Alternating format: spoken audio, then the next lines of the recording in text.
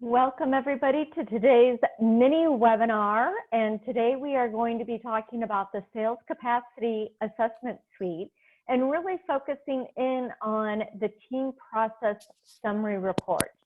My name is Amy Lipinski and I am a Senior Trainer here at Extended Disc North America, and with us today is Christina Bowser, our Training Director. Hi everybody. We are going to be recording this session, so if you don't have time to sit through all 15 minutes, or if you just like to listen to it again, we will be posting that recording and sending that out to you. And also, since it's just a short webinar, we won't have time to take live questions, but as you know, we love to hear from you. So any questions, please go ahead and post them into the Q&A section within our Zoom webinar here, and we will, if we're not able to get to the questions live, we will follow up with a response to you. So Christina, talk to us a little bit, kind of just in a big picture, I guess, first about our Sales Capacity Assessment Suite. What is that about? Absolutely, Amy. Welcome everybody. So the Sales Capacity Suite, I always say it's a mouthful to say. So pretty soon you'll just hear me say SCA, just the abbreviations. But it's essentially an assessment that generates these data and reports based on your specific sales competencies. So it is not based on DISC, which many of us are familiar with working with us here at Extended DISC. It is based on the salesperson's capacity. However, what's great about it is it works on the same Finks.com admin platform that our Extended DISC assessments are based on as well. So for those of you who would have clients using both DISC and capacity tools, makes your life easier. What's great, again, like Extended DISC assessments where there is one DISC questionnaire, the sales capacity assessments are also based on one single capacity assessment. It is about 99 questions, and it takes approximately 20-25 minutes for people to get through. The expectation is people who take these sales capacity assessment questionnaire, SCA questionnaire, has some working knowledge of the of sales experience, so that they're able to interpret the questions effectively. So once they complete the questionnaire, you can generate a whole host of reports. We have individual as well as team applications. So the individual applications cover full reports, which include our development report as well as our hiring report. And they're also very focused individual reports. And we also have our team applications.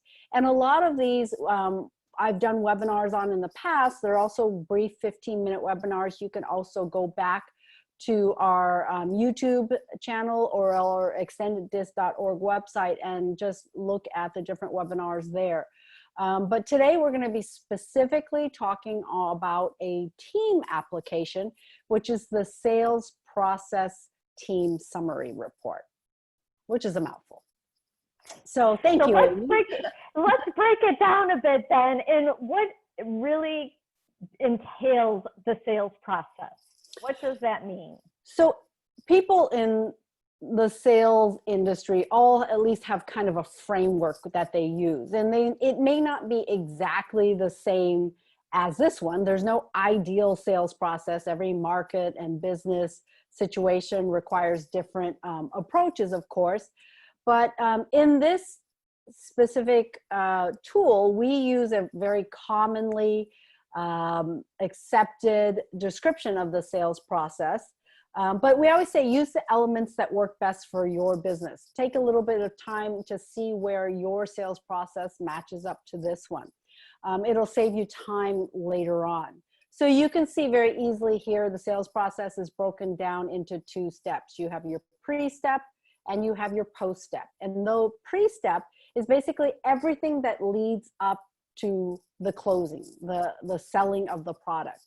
And it's broken into 4 stages. You have lead evaluation, which is essentially determining if you want to go forward in the sales process. Is it worth starting? You have initial contact, where you have your first interaction.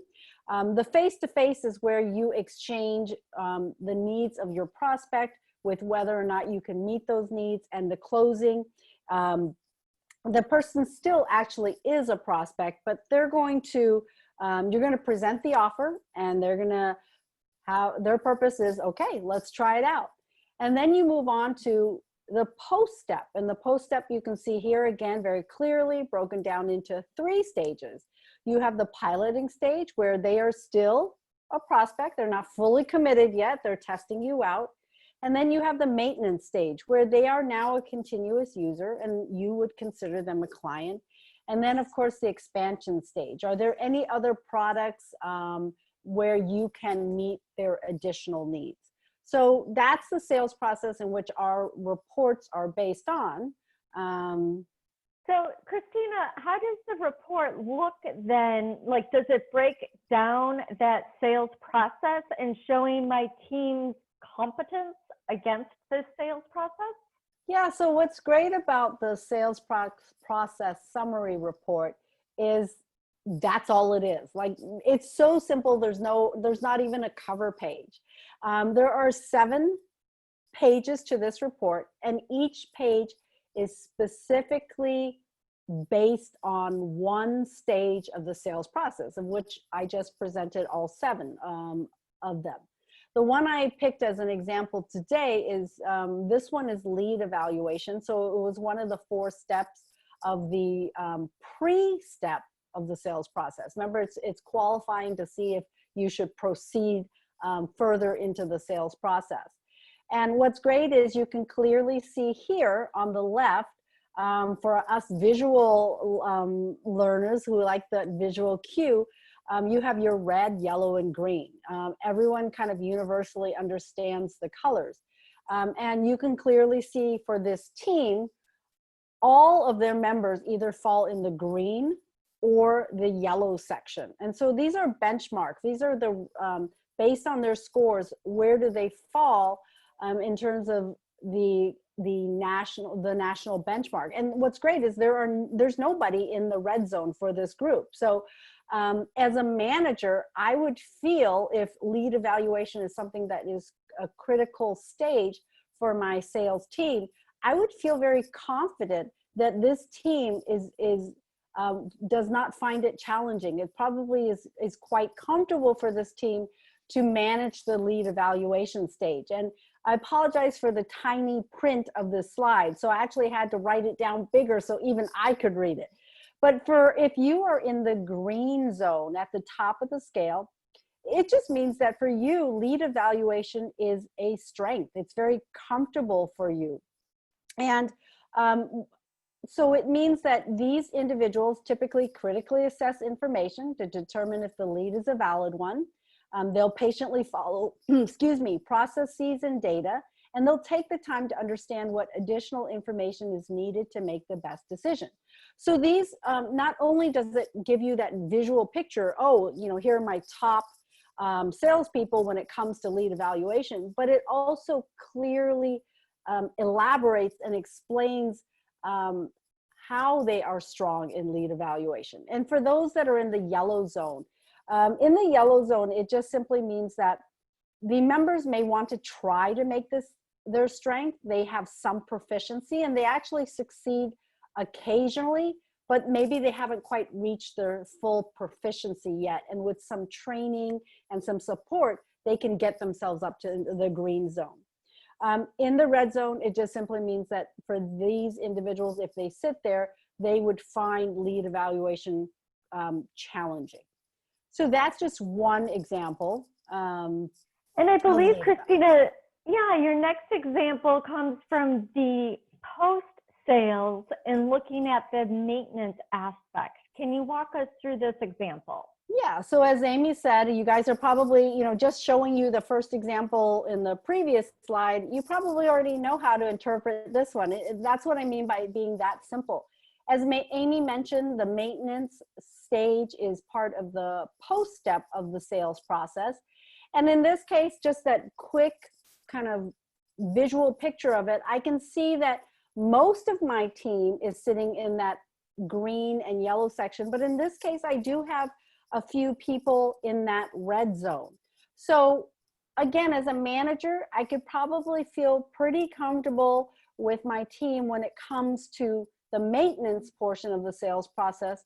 However, I may want to focus in and support the people, you know, I have B Pascal, I have S Sample, I have C Payne. Those are some individuals in my red zone.